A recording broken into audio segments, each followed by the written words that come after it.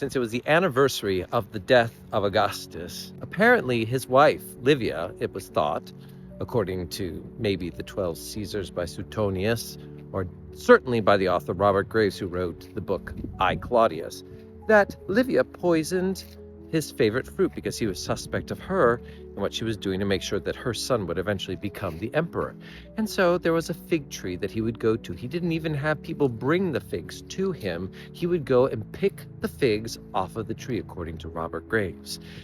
The fig is a very interesting thing. It's a great fruit that was great in ancient Rome for all the classes. These fig trees were quite strong and growing, and what they would do is they would serve it, and the Italians love to have figs a day. And of course, the best time of the year to eat figs is in August. I don't know if you've ever had the opportunity to have pizza bianca. It's like this lovely flat bread, focaccia kind of a thing, salty with a little bit of oil on it. And then you serve it with prosciutto, which is cured ham, and figs. Figs that you can pick off of a tree and smear it on, or you can make a jam with it. And it was also known to not transport well. It was known to be very, very delicate. And another ancient story that calls with the famous ancient Roman senator Cato, who had it against the Carthaginians. Remember the Punic Wars? He would always say at the end of any meeting that would happen, because he wanted the Romans always to remember, Carthago delenda est.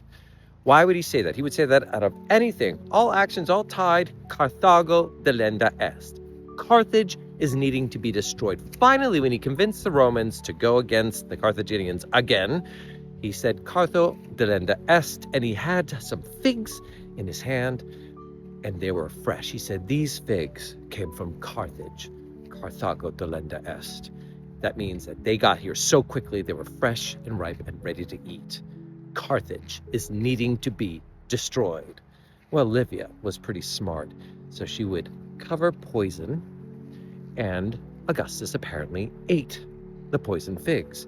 And in a wonderful TV, first limited series, or first mini-series on PBS, we saw it was done by the BBC, where Livia had a wig on her head. She looked a bit like a cobra.